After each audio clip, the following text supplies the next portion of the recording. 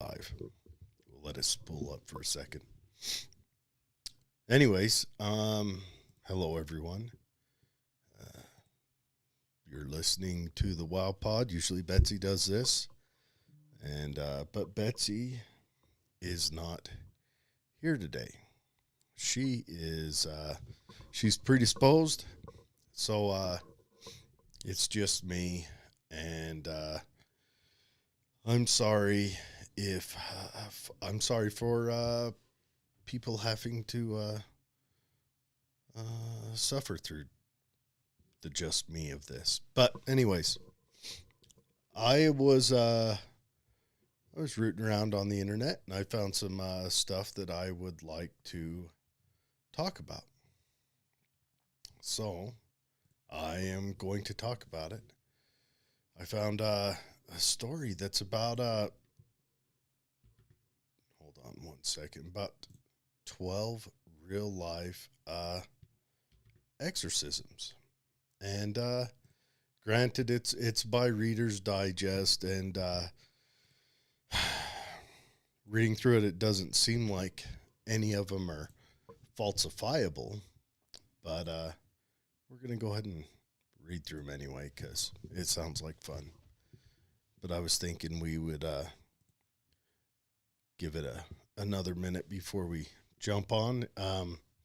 See if there's any fun news out there. I've pulled up a couple that we can chat about, and maybe we'll kick it off with one of those stories. So, in Florida, a doctor was accused of drugging um, and taking advantage of his patients. He has been found dead. Investigators could not immediately determine how Eric Salata, 54, died when his body was discovered in Woodland on Monday. But they said he had a gunshot wound to the head and he was lying next to a pistol. And that they did not suspect he had been the victim of a crime. So, sounds like they're thinking suicide. Police in the city of Naples had arrested Salata on 21 November on allegations that he had assaulted two patients at his cosmetic surgery clinic after incapacitating them with laughing gas and to get them a little bit out of it. And then I do know that when you mix Xanax and alcohol, it has an extreme effect, kind of like the stuff that Bill Cosby used. So that makes you wonder, like a barbiturate, is that what it is? Or prohypnol, something, I don't know. Anyways, I do know that it has a heavy effect on you. And so I'm wondering if you use the laughing gas to kind of get them a little bit loopy to where, I mean,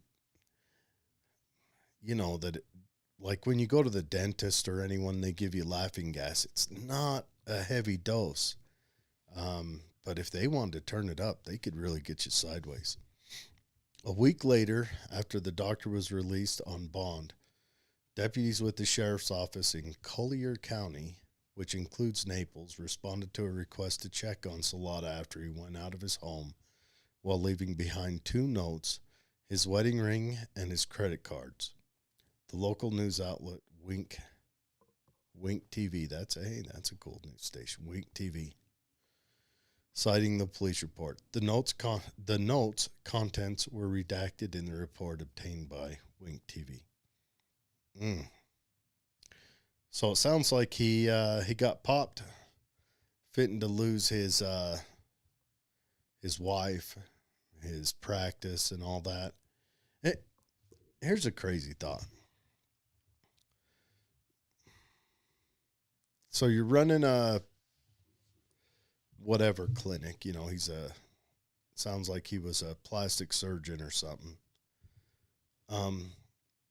What would be a doctor? It doesn't even say he was a plastic surgeon. just a doctor. But what would be the draw to do that? To take advantage of people like that? I wonder. That confuses me. But anyways, let's get on with the story. I'm just confused. Why would someone want to do that? Okay. This is by Reader's Digest. The writer is Lauren Kahn, it looks like. And it was last updated July 27th. And sorry, I have a cold, so, or I had a cold. I'm coming out the other side of it. The belief that evil spirit can possess humans has been terrifying people throughout history. That's probably why the history of exorcism is littered with horror stories such as those. Oh, I'm not going to read through the recounting of the movie, but okay. 1778, The Exorcism of George Lukens. In 1778, English tailor George Lukens was behaving oddly, speaking in strange voices, making inhuman noises, and singing hymns backwards in a ceremony held. Hang on one second. Got to make sure that. All right, yeah, we're good. Held in Bristol's Temple Church, 7 priests commanded the demons who apparently taken over Lucan's soul to leave once and for all. When the ceremony was over, Lucans recited the Lord's Prayer and thanked the priest. This was one of the few recorded exorcisms with a happy ending. Then it says, for more scares, check out the Scariest Movies. Had an advertisement. Now, we all have heard the stories or seen the stories about these evangelical churches that tend to pop up and do some, I'm not saying all of them, but do some shady practices to, gain parishioners. And they've gone through garbages to find people. They've gone through garbages. They've hired actors or had people act. There's a story of where they say they would remove tumors and they would use like chicken innards and like the pastor would say, "I've removed your tumor," and then cough them up and things like that. And that's I don't know. That one doesn't seem like, it's unverifiable. 1842. Oh, all right. You guys ready for me to struggle through a name? Gottlieben Dittus. Yeah. In 1842, German villagers noticed the strange going-ons at the home of a 28-year-old woman named Gottlieben Dittus. That is an unfortunate name. Gottlieben. I don't know, maybe it's a beautiful name if you speak Deutsch. Dittus claimed her house was haunted and soon began slipping in and out of what others described as trance-like states. But it was only when a religious pastor commenced an exorcism that things went truly nuts. Let me get some coffee in me.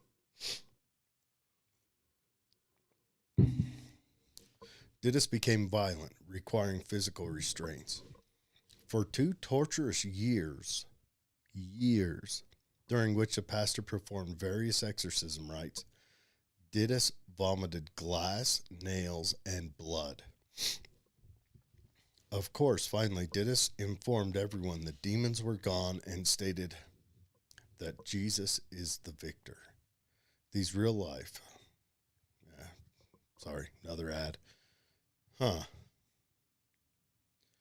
Vomited glass, nails, and blood. Do you think maybe this person had that, what's that weird affliction where people eat weird stuff, like that show? The lady was eating the stuffing on her couch. because all right, we're getting closer to now. 1906, Clara Germana Selle, Seal, Cele, Selle. I don't know. A 16-year-old from South Africa, Clara Selle, was heard making a pact with the devil and soon began behaving erratically, tearing at her clothes, growling, speaking in tongues, and demonstrating superhuman strength. In 1906 and 1907, 2 priests performed exorcisms on Clara, during which her skin burned when touched by holy water and her body levitated before 170 witnesses. But after a noxious smell was observed leaving her body, Clara was deemed free of evil. This one's a little closer to the movie, where her body levitated and her skin burned from the holy water. That's a little closer on point. Let's knock out another quick news story. So Sam Bitten. For those of you that don't know, Sam Bitten is, hey, what's up, King? Talking about exorcism, in the last 10 years, they have quadrupled in numbers. And that's something, it's hard to find current information on exorcism. It's, and I think that's because it's sensationalized and there's not a lot of church records kept. Maybe. I'm not sure. But that kind of, I don't know. But let's go on. And so Sam Bitten, everyone's probably seen them. They are a non-binary administrative official for nuclear waste disposal.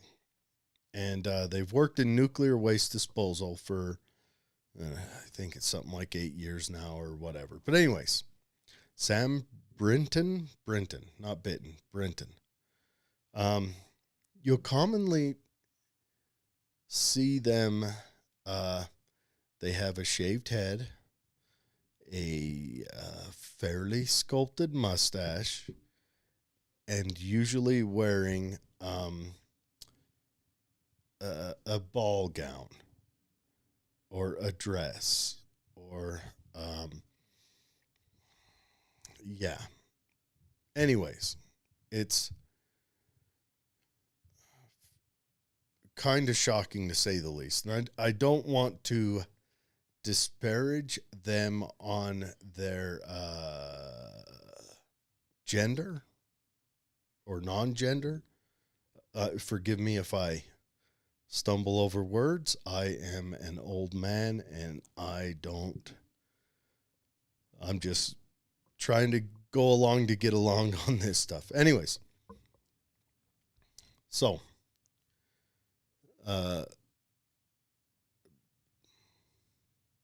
what would you, Sam Brendan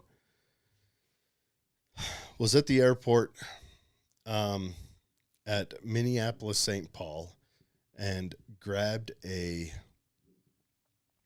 $2,325 Vera Bradley suitcase off the baggage claim, the carousel, and pulled the name tag off of it, and then walked out of the airport with it. Now, this is an expensive suitcase. I don't know who Vera Bradley is, but they make top-of-the-line suitcases, apparently. And so an investigation's done, and a month later, the police get a hold of them. What would you say? Like if I was going to say, like for me, say Mr. Anderson. For Betsy, say Mrs. Brown. For Britain, what would you say? Let me see if the chat, if anyone can enlighten me on how to say this, I need to reach out, find someone to teach me some stuff. Anyways, the police contact them, said, hey, did you take this? And they're like, oh no, I didn't take anything. Couple hours later, calls back and said, Britton told the police they first realized the bag wasn't there when they opened it at the hotel, according to the court filing. Let me skip the pictures. They got nervous at someone would think they stole it, so they emptied out the suitcase and dumped the woman's clothes into the drawers of the hotel room. See, now, that's what makes people think you did steal it, right? Because had you, oh, dang, this isn't my stuff in here. I must have got it on accident. And then, take it to the hotel desk or call the airport and say, hey, I grabbed the wrong bag. Is there any way we can, make this exchange? That's when you don't look guilty. Brinton allegedly put the ordeal down to exhaustion. When police were first alerted to the stolen bag, they reviewed surveillance footage that showed that Britton allegedly grabbing the luggage from the carousel and removing the ID tag, identifying the owner. Britton was later captured on surveillance using the same suitcase on at least 2 trips to Washington, D.C., on September 18th and October 9th, according to authorities. It was October 9th when they first contacted him. And if someone stole your $200, Samsonite or whatever, the police aren't going to look that much into it.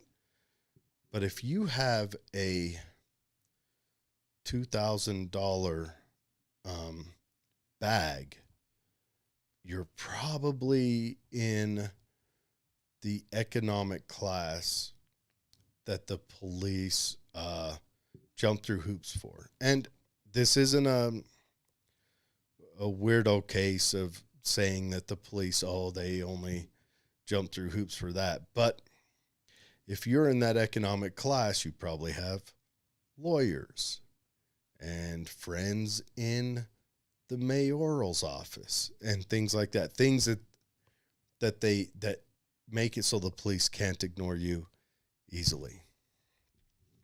Britton said, if I had the wrong bag, I'm happy to return it, but I don't have any clothes for another individual. That was my clothes when I opened the bag. So they are saying that when they opened the bag, it was their clothes in it. So, but then why'd they pour it out into the dressers? I mean, say shadiest case, they could have just left the bag in the hotel room and blown it off, pretended, but it looks like they stole that expensive bag. What does this expensive bag look like anyway? Doesn't ever show a picture of it. Yeah. Britton has been charged with felony theft of a movable property without consent. They've been placed on leave in the wake of allegations, and another official has been named as their interim replacement earlier this month. If convicted, Brinton could face up to 5 years in prison and or a $10,000 fine. Ooh. So, now, when you are working for anything in the nuclear department, you have a security clearance. And when you convict a crime with a security clearance, you lose said security clearance. And you can no longer work in that job. Now, if he's convicted, if they are convicted, they will not be able to maintain in that department, I would think. there might be a waiver they could give them, something else. And I don't know if they run through what system they run through or whatever, civilian side, but, conviction of a felony. You have to get heavy waivers to get that security clearance back. Now, I am not saying that Brenton is a affirmative, that's not the right word, is a emotional hire for the position. I'm not saying they're not, but if they are, that would kind of be a stain on that emotional, on that status of process for hiring, because of because it showed that they hired someone without doing the due diligence on checking them out, and not really trying to offend someone here, but I gotta say, security clearance process is there for a reason, and it is not foolproof. But if someone is showing that they have any kind of mental disorder, it's kind of hard to pass on a security clearance to put them in a job that requires it. And I know that sounds cruel, but you don't want to have someone who has a desire to where they would go to this extreme to obtain a $2,500 bag.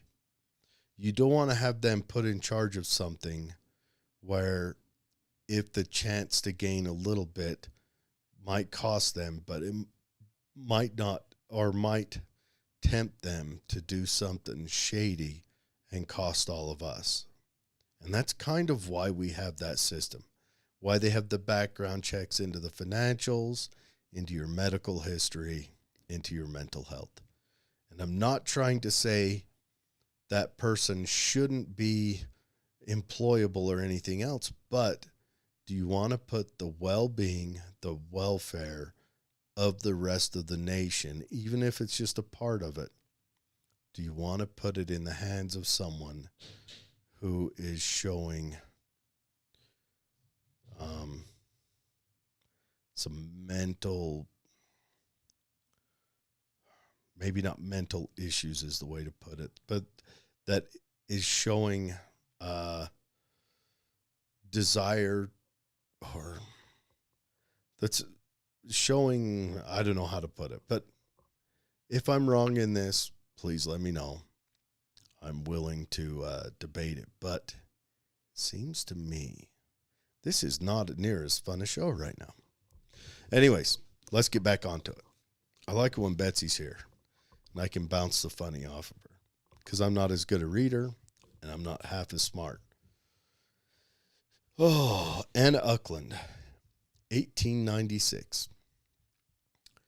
Anna Eklund was not a real name, but it is the one people associate with this classic American case of demonic possession. Thanks to the 2016 horror film, The Exorcism of Anna Eklund, the real girl was born in 1882, which means she was, 14? And her name is unknown. Her father accused her of being possessed by the devil at age 14, after she refused his sexual advances. After several years and 2 lengthy exorcisms, interspersed by foul play, thanks to Anna's father, this is sad.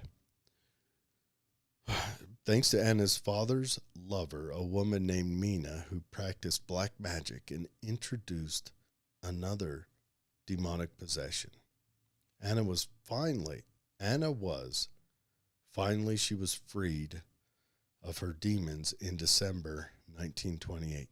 Okay, so 1896 through 1928.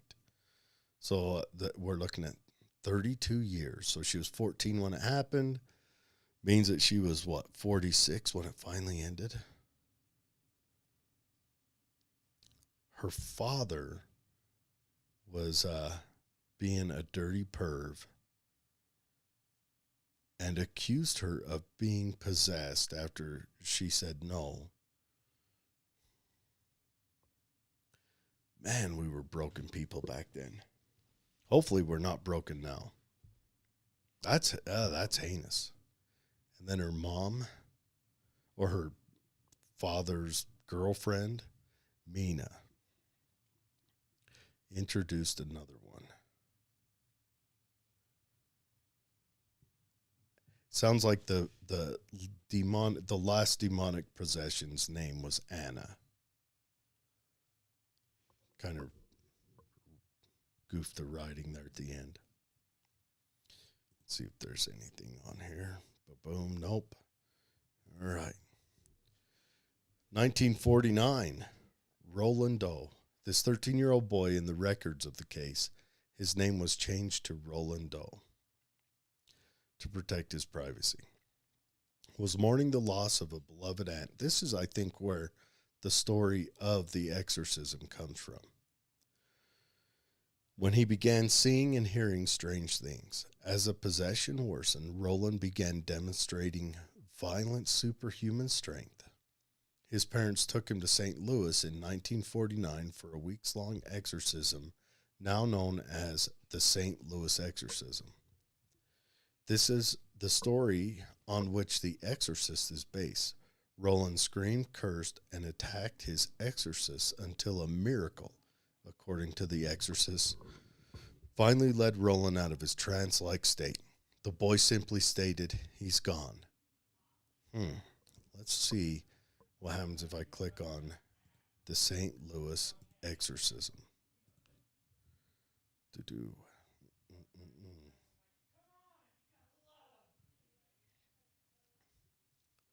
In the picturesque Belnor neighborhood of St. Louis, Missouri, sits a beautiful colonial style on Roanoke Drive that was once the home of a boy called Roland Doe, a.k.a. Robbie Mannheim or Ronald Hunkler.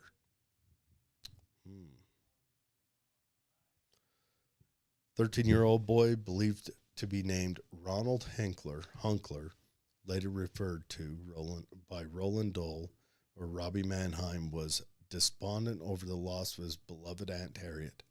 Harriet was a spiritualist who taught him many things, including how to use Ouija boards.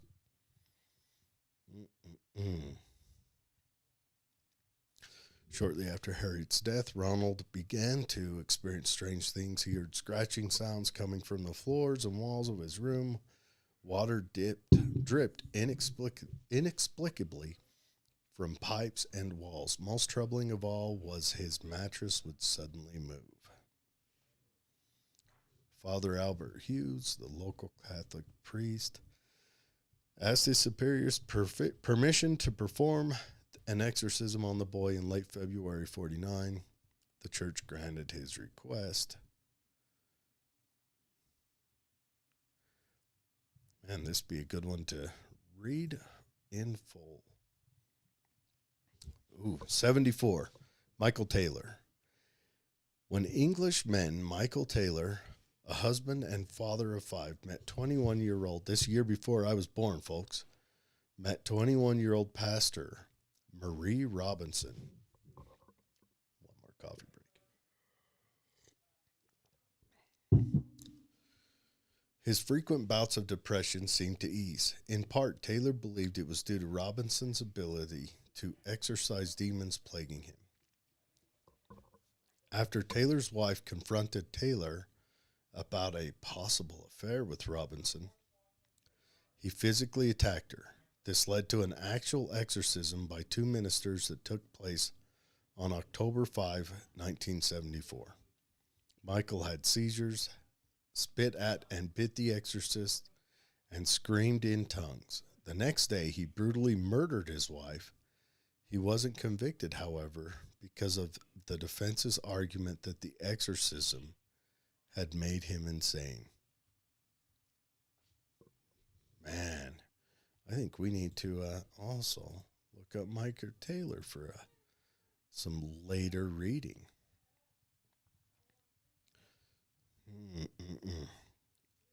Annalise Michel. I believe that's right. Annalise Michel. Their book, The Exorcism of Annalise Michel by Felicitas D. Goodman, relates a tragic story from Germany. It also is the basis of the 2005 horror film, The Exorcism of Emily Rose. I think I saw that, but I don't remember it. Like Michael Taylor's exorcism, Annalise's story also ended in murder. Only it was Annalise who was murdered. The German woman's demonic possession was actually an undiagnosed brain disorder, possibly epilepsy, schizophrenia, or both. But being a religious young woman, Annalise welcomed exorcism to help cure her. After 67 attempts, each unsurprisingly unsuccessful, the 23-year-old succumbed to starvation. Two of her priests were convinced of homicide. No one can explain. All right. I think I'll also look that one up. The Exorcism of Gina. Oh, 1 second. King. The people involved in the movie all had troubled lives and had stuff occur on the set. Are you talking about the Exorcist? Because that also happened on Poltergeist, wasn't it? The young girl died tragically. There's been a couple of movies. That'd be a fun one to look into. Movies that have haunting sets, you know. Let's look at, like, John Wayne died of a rare cancer that they think came from being in downwinders areas of southern Utah, where he filmed a lot of the cowboy movies. So, I don't know. Be interesting to look into what stuff has come out of movies. But I think we need to do another news story. Let's see what we got. All right. Here's a rough one. Forgive me. So, a nurse at Spring Valley Health and Rehab Center, SVHRC, stands accused of cutting off a resident man's foot, according to media reports. So, all right, I'm just going to Cliff Notes it because this is a gross story. The 62-year-old arrived at SVHRC in March 2022. So this was, even at the time he arrived, he was not in great condition. The man had been living alone, had fallen in his home, and been unable to get up. And so he fell, was stuck on the ground for an unknown but considerable amount of time. And while he was down, his foot had succumbed to frostbite. So this nurse, Mary Kay Brown, his foot is dying from frostbite. It's become necrotic. He's laying in bed, and she says it's only held on by like one tendon, one little piece of skin. She tells two other nurses she's going to remove the foot, and the other nurses tell her not to. And they go in there to, do the nurse thing, bedpan, sheets, whatever. I don't know. And she pulls out a pair of the medical cloth scissors and starts cutting his foot off. Puts it in a biological safe bag and puts it in a freezer so that she can warn kids to always wear their snow boots. She's just a nurse. The guy didn't tell her to. Upon questioning the other two nurses, one of them says, he just sat there and didn't even seem to notice. The other nurse said he scrunched up his face and, kind of complained, asked, what are you doing? I can feel all that. He said it hurt like hell and he could feel everything. But I would say that this nurse, Mary, she should probably not be a nurse. I think they should look and see if there's a position in the laundry for her, because, that's rough. King says, most movies involved in old school horror movies used actual bodies or stuff used in movies without people. Oh, really? See, I'd heard something like that. I'd heard that a couple times they used real bodies in it, and it shocked some of the actors that were, yeah, I would lose my crap. I'd lose my mind if they put a dead body on me. I would lose my mind. All right. We'll do this one last one. Apparently, somewhere in Thailand,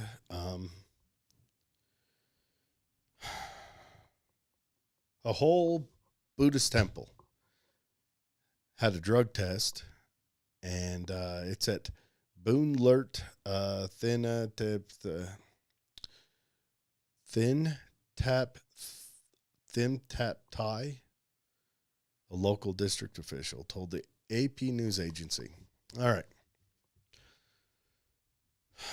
Police officers forced the temple's abbot and 4 monks, so we got 5 people, to take drug tests on November 28th. They all popped for meth. So this whole temple's emptied out now. No monks. Because we had a Buddhist temple in that place I said earlier, and you're not going to force me to say it again. All of them were just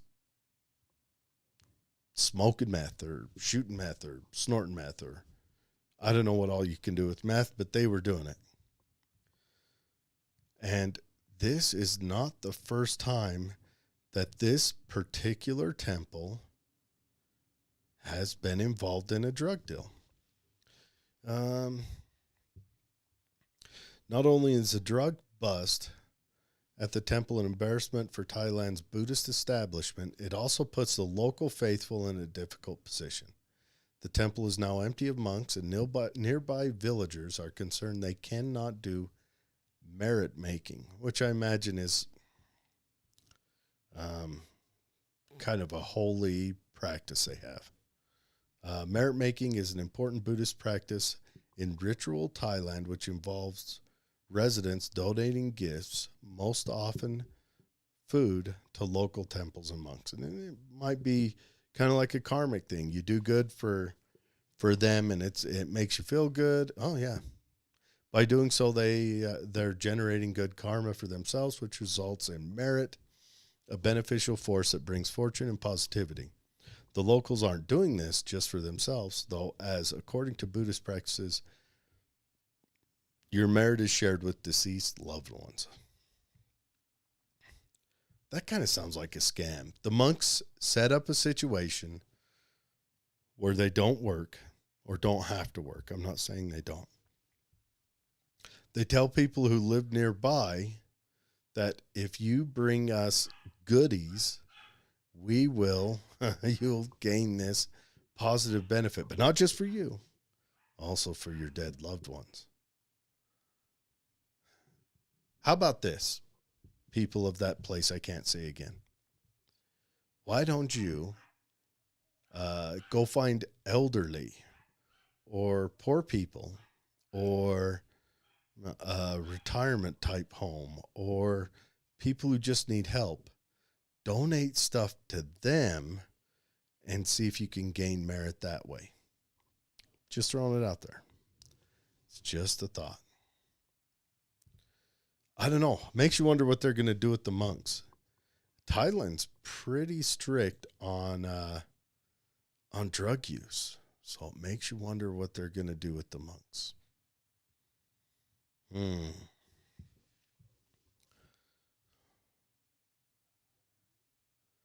Okay.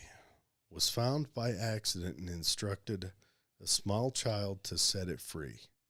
Don't know if he was freed. What are we talking about here, King? Elaborate on that. Something was found.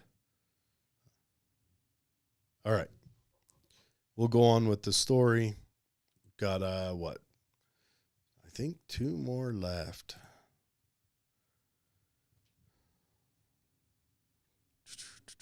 Yeah.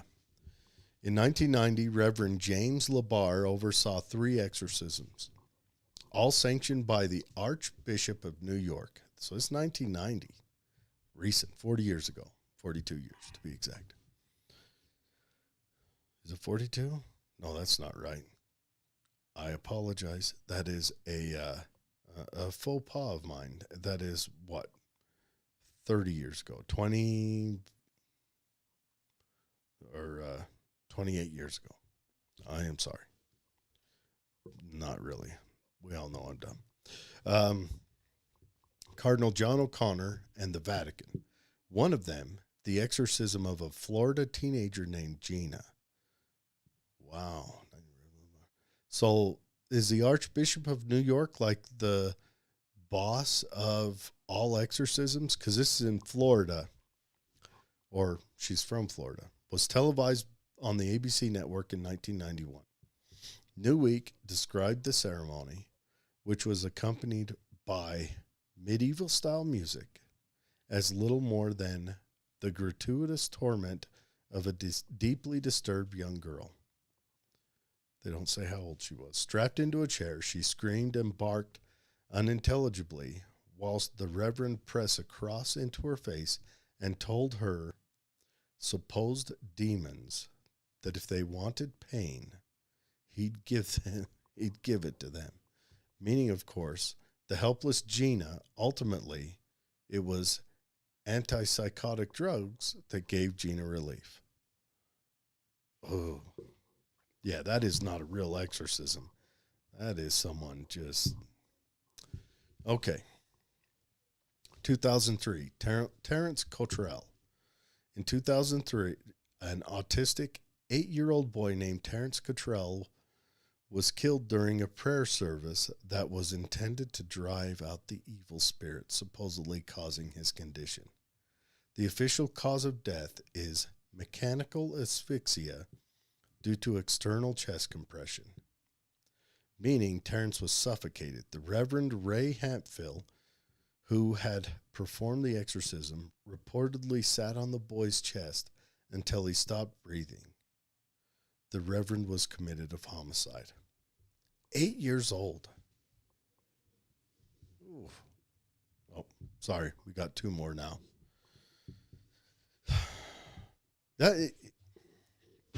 One, what could an 8-year-old do that'd make you think they need an exorcism? That's when you look at the parents. Because the parents have obviously, somehow that kid has been led wrong. And you sit on an 8-year-old's chest. I'm not a little guy. I'm fairly big, but I'm over 200 pounds. And I couldn't imagine sitting on an 8-year-old. Not with any... No.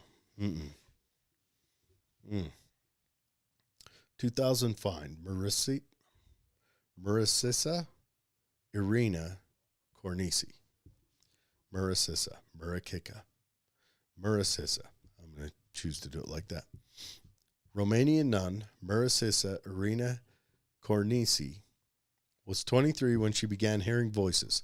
She thought it was the devil talking to her. Although she was treated for schizophrenia, she relapsed and was then subjected to an exorcism, bound to a cross, gagged with a towel, and left in a dank convent room for 3 days without food or water. Cornisi died of suffocation and dehydration. Oh. So she had been treated for schizophrenia. Did they not know that? I mean, that's obviously she's got a condition that, let's lean on that first. If you've already been treated for that, let's not jump right to, oh yeah, this time it's not the I don't want to say abnormality, but it's not the affliction in her brain. This time we know it's, a demon. On Christmas Day, 2010, a 15-year-old boy, Christy Bamu, was beaten and drowned in a bathtub in London by his sister and her friend in an attempt to exorcise evil spirits from the boy. Originally from the Republic of Congo, the pair tortured the boy with knife sticks and metal bars, a hammer, and a chisel until he begged to die. The pair were convicted of the boy's murder. Can you imagine that? A sister and a friend kill their 14-year-old brother. Man.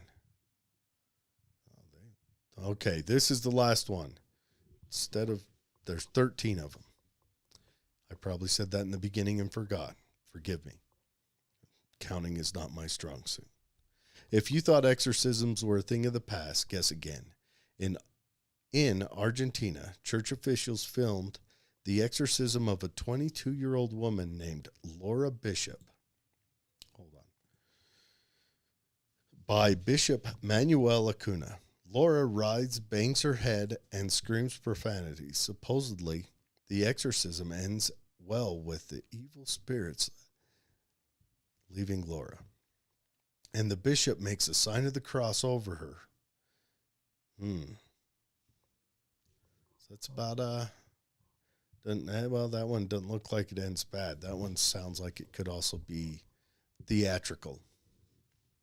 But yeah, that's some insane, I don't know. To me, I'm just going to lay it out there. I don't know if I see any proof of possession in any of those. I don't know. But we're going to round this show out. King says, after many possessions have been kept secret after that.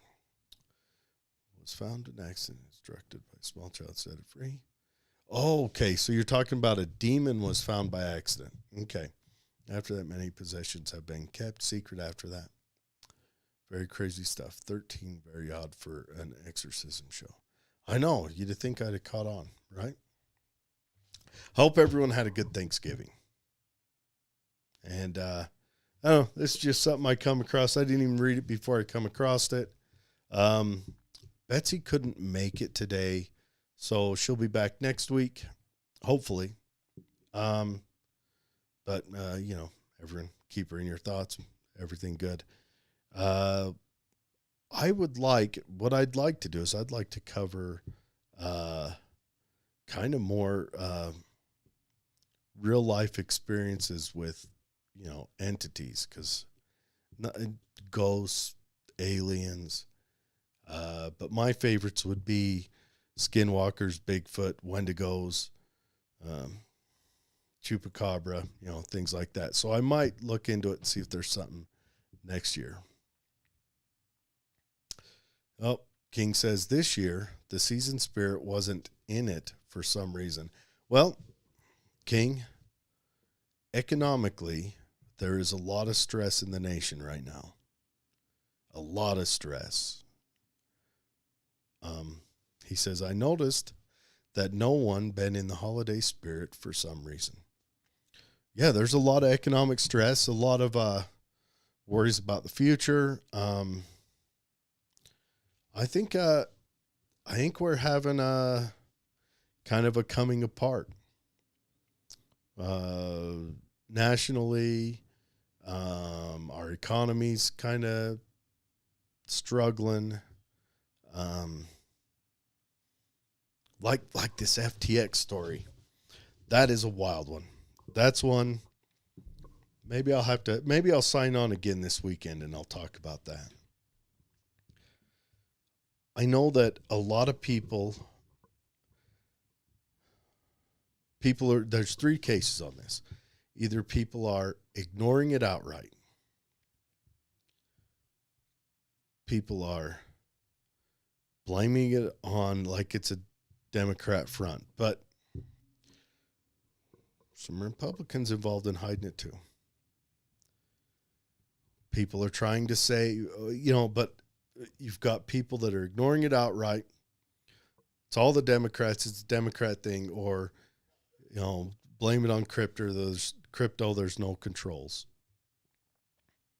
And I think the political front is correct. Now, and I'm going to jump back on here on maybe Saturday or maybe even late tomorrow night or sometime, maybe tomorrow early, talk about it some more, about some thoughts, because I've been digging into it. And like I heard one thought that it was a way of gathering money to to put that money into control vectors for messages, right? So there's been a lot of weird control messages coming across, and maybe this was a portal that, say, a corporation that made something. Maybe they could use this as a portal to buy ads or stories in newspapers or politicians, so it didn't come back to them. So let's say, for instance, a company that made shots wanted to buy pleasurable media, wanted to buy politicians that'd be on their side, and stood to have a windfall from it, would cycle money through this company and it'd come back to them. Also, say there's maybe a war in a foreign country that the government stood to send money to, and this did happen. That country also then put money into FTX. And FTX put money into mostly Democrat super PACs, but also a little Republican. I've said it before and I'll say it again. I think that our political class is robbing us blind right now. They are robbing us blind and running away because they see on the horizon where we're facing Thucydides' trap with China, and they see that on the horizon. They see we're regulating ourselves and culturally adjusting ourselves out of a competitive market on the world stage. So they're leaving. They're heading to countries that are still competitive, that still have that young drive and thirst. We're sliding ourselves out of that. And so they're moving somewhere where they can continue to make profits, as we're going to revert to a service economy or a service strong economy. And they're going to take the wealth and run away. And that's kind of what I see FTX is. There's more to it, a lot more. I don't know near enough. And this is mostly just me kind of reporting what other people do. And maybe I'll need to dig in and have someone come on that can really do a good show on it.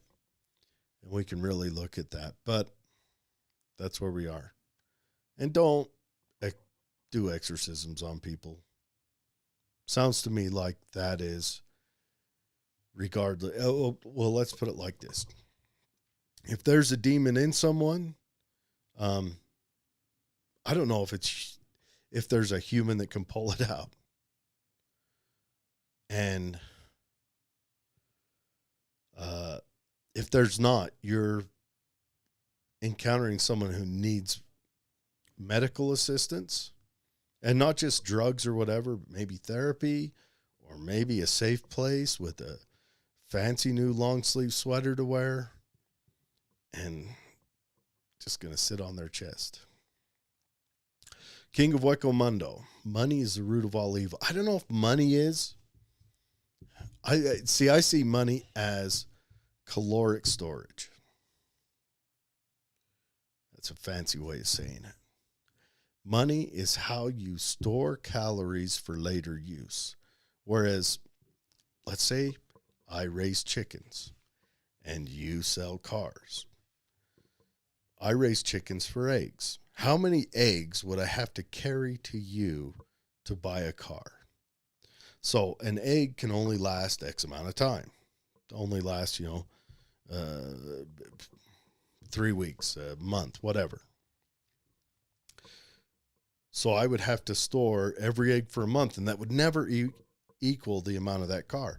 But with this caloric storage, I can sell my eggs for the money, store the money, or go get the car in a promissory note to give you part of that money. And so it's just a caloric storage. So I don't think money's the root of all evil. But I think the root of all evil is people's willingness to obtain that caloric storage at any cost, especially when they're willing to abuse other people to obtain it. And that's just my thoughts on it. But, all right, everyone, I'm out of here. I'll probably come back on this weekend and dig some more for a 15-minute talk about that FTX. Hopefully people get on there, banter back and forth with me on it. I want to learn. If you guys out there know anyone who knows about it, give them my email, jared@thewowpod.com. I would love to chat with them just to hear their thoughts. We're not to the bottom of this, and I think after the Jizzy Maxwell thing, I mean, right now, the guy just did a talk at the New York Times over it. King says, but you do all that for stuff to get money to buy them or have stuff the rich have. Well, it's not only just having stuff, but it's also convenience, An automobile is a convenience. I have a great big van because I'm also a handyman and I haul a lot of tools with me. So I buy this great big van to haul my tools more effectively than spending an hour before I head to the job site every day, loading up my truck with the particular tools. Get a great big van. I can haul almost all of them all at once every time I go anywhere. Before that, I'd have to unload some stuff, put some stuff in, this time I need table saw and paint supplies. Next time I need, woodworking stuff. Next time I need, it's just a time-saving thing at a cost. I bought the big van. There's a big cost to that. But like if you're, your truck breaks down, you need to pay for it. Like what if you had to, again, back to the egg thing. Eggs, I got an egg truck. I haul eggs around in my egg truck. Engine breaks, I need engine work done. Go to a mechanic and I can say to him, look, I'll bring you 2 eggs every day for the next 35 years to pay this off. Or I get this caloric storage where he can then go, and that caloric storage can be dispersed in multiple ways. He can buy gas with it, tools, parts, a ring to woo his girlfriend, dinner.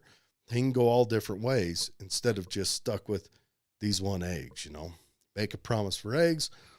What if he finds out, later on in life he doesn't like eggs or he's allergic to them or, whatever. And that's how I see money. It's just people when they're willing to harm or abuse other people to gain this caloric storage. That's where we kind of hit the hard part with it. All right. Got some other comments on the other side. Oh boy, got a lot of them here. It's going back. This is on the Facebook end. Ryan. Hi, Ryan. Hi, Jackson. Sarah. Oh, you are a loner. I should have called you, Sarah.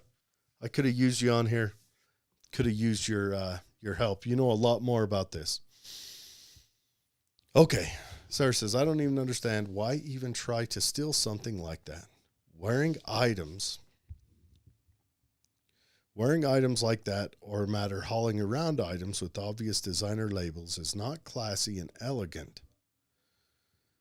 Not the point I know, just pointing out from a woman's point of view. Was it just to make them look like they have money around with the wealth they work with? I don't know, crazy for sure. That is. Talking about talking about Benton stealing that case. Maybe you needed a guest host today. I think you are doing fine, though. I don't think I am. Yes, I did need a guest host. I should have reached out to you. I have a hard time believing people back then would straight out say they were into black magic or admitting to being incestuous pervs. I know, that's crazy. And even back then, was it normal or okay for a father to, you would think that they would see the abuse of a father on a kid, and that would be abhorrent to anyone, anytime, anywhere. Yeah, the Roland one is the Exorcist movie. That was the most like my experience. I told you, and I should have brought Sarah on. Sarah, when are you willing to come back on? We'd like to hear your story. Yeah. Sarah has some practice in demonology and things like that. Be nice to have her come on. Annalise, another movie, I think. Emily Rose. Damn, at least one proper, sterile, sharp equipment like scalpel or bone size for cutting off the guy's foot. Yeah, that's heinous. Oh, it jumped. Where are we at?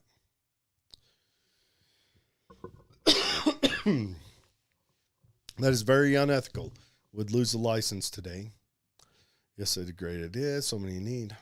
I'm going to just browse through. Utah's, okay, Sarah says Utah's supposed to have its own exorcist. Every state is supposed to, but we don't. There's not enough exorcists to be assigned. And is there enough need for exorcism? There are so few hospital psychiatrists who have been working with exorcists for decades and have written papers with their diagnosis believing that demonic and not mental issues. It's not every case, but they have seen enough to believe in it. Well, here's another question. Wouldn't it be interesting to, if this is the case, to get psychologists to start working on that, to aid in that? Because what am I afraid of? I'm afraid of religious zeal, where psychologists maybe have a different outlook, and also two avenues of tools that they can come to it with. A lot, well, I shouldn't say a lot more support. We all know the Catholic Church is wealthy. Okay, Sarah says we are going to probably have a civil war. That's what I see coming. I don't know, but I can't see comments at all. I'm watching live weird. Now the comments are coming across. The ones I've been reading have been on YouTube. So if you hop on there, you can interact on that side. I wish I knew how to bring them together, but I'm sure there's a way. I don't know how. Yes, there's a lot that goes into exorcism, and they have to have. It jumped. Sorry, guys. One reason I like the comments on YouTube is because it doesn't jump like this. Yeah, there's a lot that goes into exorcisms, and they have to have a physician present, not just like, okay.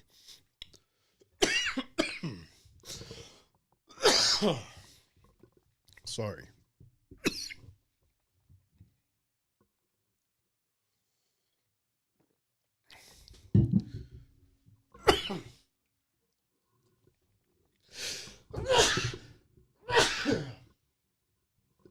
Dying over here.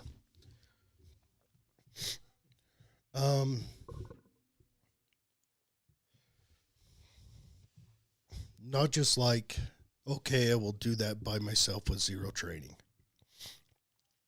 Betsy, hi guys. Hey Betsy, we miss you. Very bad, especially now that I can't talk. Christy says hello. Okay, Sarah, I'm going to have you come on.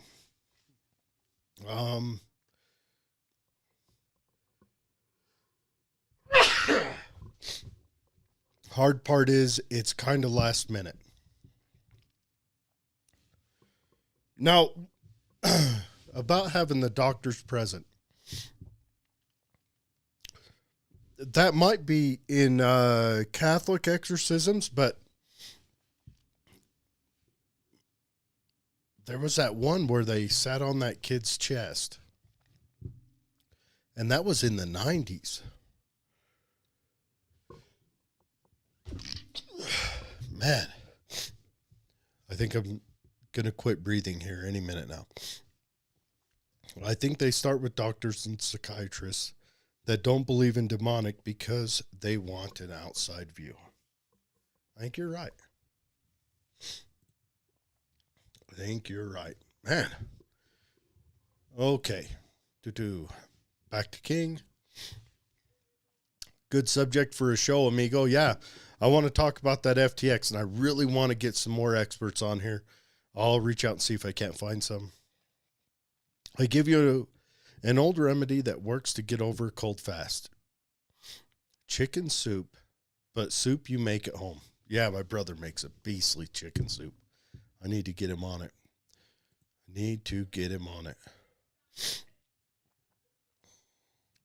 Okay, Sarah says, I think that is called deliverance when not Catholic. Same but different terms. Angel says, good show, very odd stuff. Yeah, that's right. Yeah, it is interesting. It is. It's scary when you think about it, though, because I don't know. I think most people move about the world most of the time with good intentions. But every once in a while, there might be people without good intentions.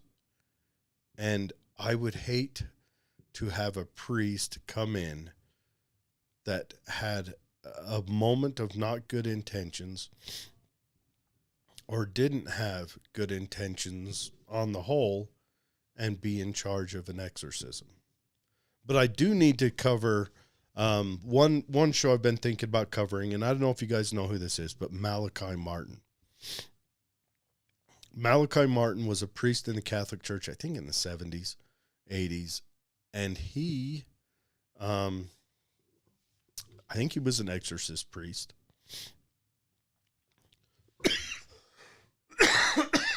Excuse me.